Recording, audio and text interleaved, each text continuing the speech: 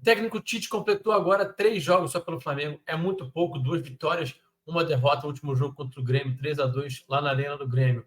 Dá para a gente fazer uma avaliação mais completa? Claro que não. Um recorte muito curtinho, né? Dá para fazer um juízo de valor? É óbvio que não. Seria até a leviandade, né?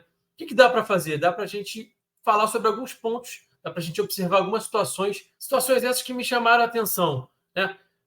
Eu entendo que talvez o Tite, por estar ainda conhecendo o grupo, por ainda estar se ambientando, conhecendo os atletas, e até por uma questão de algumas escolhas que ele resolveu fazer nesse momento de início de trabalho, para deixar o time um pouco mais seguro e simplificado taticamente, né? Ele tenha feito algumas escolhas, e essas escolhas, na minha visão, algumas delas não são tão acertadas assim. Eu quero entender mais de bola do que o Tite? Claro que não. O que eu quero falar, na verdade, aqui é sobre algumas situações que eu acho que ele pode mudar para melhorar o time, para potencializar alguns jogadores e para tornar o time mais efetivo e mais agressivo, tá bom? Bom, esse é o conteúdo de hoje. Faz o seguinte, deixa aí o seu like, se inscreve no canal, que eu vou rodar a vinheta aí na volta. Vamos falar de tática?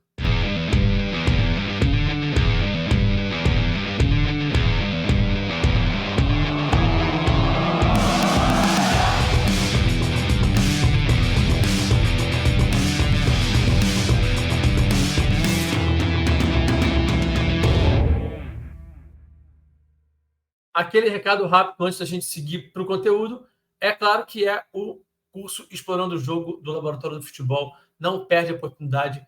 A promoção vai acabar, hein? Você vai ficar sem, tá? 15 por mês, muito barato, curso muito bom. O curso é uma introdução à análise de desempenho, vale muito, muito a pena. O link está aqui na descrição.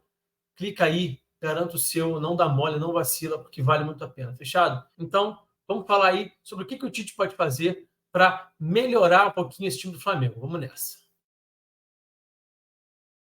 Bom, então vamos lá. Quais são as escolhas, né, que o Tite fez agora nesse início de trabalho e que eu, particularmente, não concordo tanto? Acho que ele poderia estar fazendo diferente, né? A primeira delas, só vendo aí, né? Bruno Henrique sacrificado. Por que o Bruno Henrique está sacrificado? Vamos entender isso aí. O Bruno Henrique é um jogador muito agudo, que termina uma grande parte de suas jogadas já lá na linha de fundo, às vezes, muito próximo da baliza. Então, muitas vezes, o Bruno Henrique termina 1 contra 1, já lá na profundidade, já lá na linha de fundo. Ou então, quando a bola está aqui do lado oposto, aqui do lado direito, com o Wesley, com o Gerson, ele fecha muito para poder tentar aquele cruzamento do lado oposto, aquela bola que ele é tão bom, que cruzamento do segundo pau, que ele fecha muito bem ali. Então, ele termina muitas vezes as jogadas dentro da área, muito próximo da baliza do adversário. E aí, quando ele tem que marcar, o que acontece? Ele tem que baixar nessa segunda linha aqui. É muito campo para ele percorrer. O Henrique vai fazer 33 anos agora no final do ano, teve uma lesão séria de joelho, ele está mostrando uma capacidade física muito grande, muito boa, conseguindo arrancar, conseguindo mostrar realmente que se recuperou, mas fica muito sacrificante para ele, fica muito longe do gol muitas vezes, né? Muito tempo só aberto aí nesse corredor lateral, tendo que fechar muito esse corredor lateral. Acho que o Tite não está conseguindo aproveitar da melhor forma, obrigando o camisa 27 a fazer esse trabalho aí de segunda linha, tá? Acho que ele está sacrificado nesse sentido. Minha sugestão era que ele pudesse trocar com o Arrascaeta. Por que ele não está trocando ainda? Acredito que, na visão do departamento médico, do departamento de fisiologia do clube, o Bruno Henrique consegue entregar mais potência, mais força, mais resistência para fazer esse trabalho do que o Arrascaeta, né?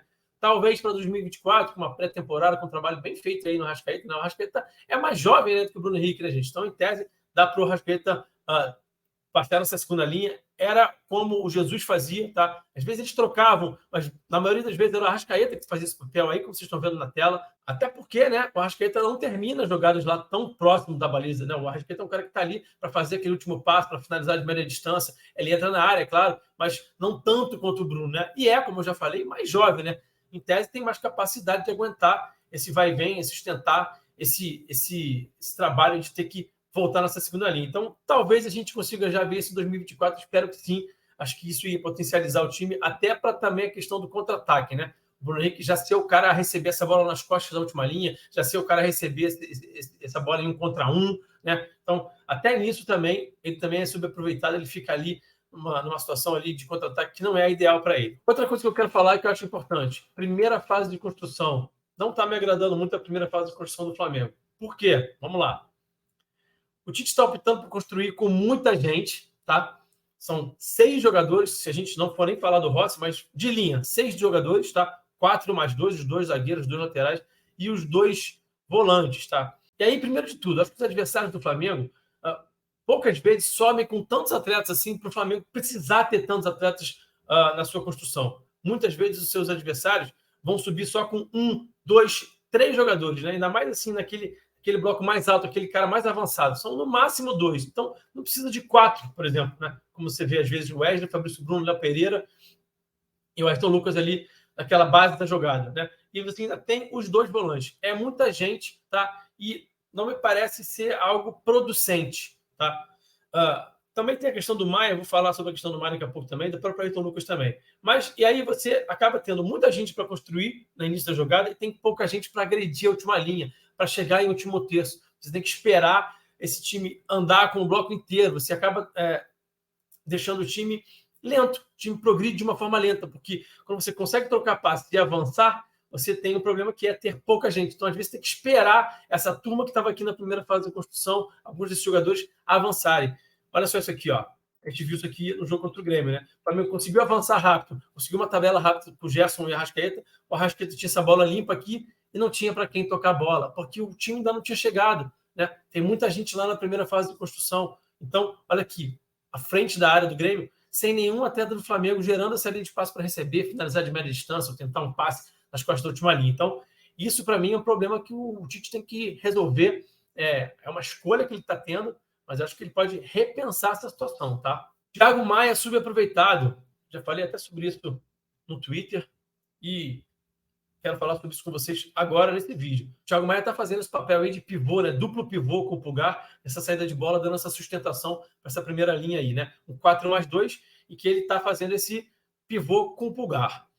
Só que muitas vezes o Maia fica de costas. O Maia de costas é um jogador muito pior do que ele é de frente. De frente ele é um jogador interessante, né? Que consegue fazer passe em progressão, que tem a bola longa, tem a diagonal longa, tem essa qualidade para fazer esse tipo de jogada. De costas ele é um jogador que acaba sendo, de certa forma, até limitado. Ele tem dificuldade de girar e jogar, ele não tem muita facilidade para mapear muito esse espaço, né? Então ele fica subutilizado quando ele é usado dessa forma aí, tá? Então, minha sugestão seria uma saída de 3 com o Maia entre os zagueiros, tá?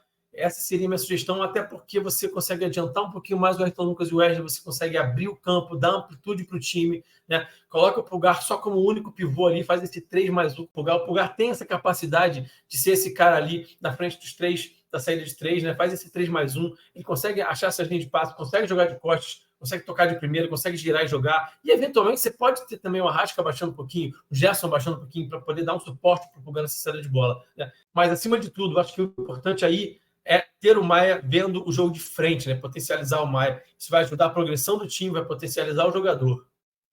Ayrton Lucas subaproveitado. Também está bastante subaproveitado o lateral do Flamengo, porque está fazendo esse papel aqui, né, de construção lá embaixo, na base da jogada, que ele não se sente confortável, não é a dele, ele não tem muita essa capacidade, ele nitidamente se sente desconfortável. E aí eu aproveito para falar novamente sobre essa série de 3, né? Ela iria potencializar o Maia, mas iria potencializar também o Ayrton Lucas, na medida que ele já estaria numa zona que ele se sente mais confortável, ali naquele espaço de força, para já receber um pouco mais próximo do Bruno, para poder já conseguir as arrancadas, né? Já recebe essa bola dominando, orientado e tirando um jogador, eliminando um jogador, já recebe essa bola para 1 contra 1, que ele pode progredir realmente, né? Pode aproveitar essas arrancadas que ele tem, essa capacidade de condução, e também para o time, né? Seria melhor, como eu já falei, ter os 2 laterais em amplitude, abrindo esse campo, né? Gerson como volante, né? O Tite optou por colocar o camisa 20 lá como segundo volante na derrota para o Grêmio e não funcionou. Usou isso aqui, né? O Gerson, como esse cara ao lado do Maia, tinha o Cebolinha e o Ribeiro, né? Ele bota o Ribeiro no lugar do Pulgar, né? Quando o Pulgar não está mais apto a jogar, estava se sentindo debilitado lá por conta de uma gripe, ele opta pelo Gerson como volante. Não está funcionando. A gente já viu essa tentativa acontecer esse ano. Com o Vitor Pereira não deu certo, com o São Paulo não deu certo, então realmente não está dando certo. Acho que não é uma boa ideia insistir nessa situação. E aí, dentro desse contexto, né, dentro do mesmo assunto aí, falando sobre essa questão do meio-campo, a não utilização do Vitor Hugo é uma escolha do Tite que está me deixando com a pulga atrás da orelha. Ele falou na entrevista coletiva depois da derrota para o Grêmio que ele precisa conhecer melhor os jogadores. Pô, tomara que ele consiga conhecer melhor o Vitor Hugo, né? Descartar o Vitor Hugo ao ponto de colocar o Mateuzinho como volante, não sei se é a melhor ideia, se é a melhor escolha, né? A gente não está lá dentro, a gente não está vendo os treinamentos, é difícil a gente, às vezes, opinar de fora, tem que estar vendo o que está acontecendo no dia a dia, mas o que a gente já viu em campo é um atleta muito capaz, muito talentoso, que já jogou de segundo volante, né? Quando o Flamengo precisou usá-lo como segundo volante, até antes do Alan chegar, quando o Alan teve machucado, agora está machucado de novo, né? O Flamengo teve uma grandíssima atuação, por exemplo, na vitória contra o Grêmio lá, na Arena do Grêmio 2-0, em que o Vitor Hugo foi a dupla do Maia. Então, o Vitor Hugo não é um volante de origem? Não. Ele é um meia de origem, mas ele consegue fazer essa função de segundo volante? Consegue.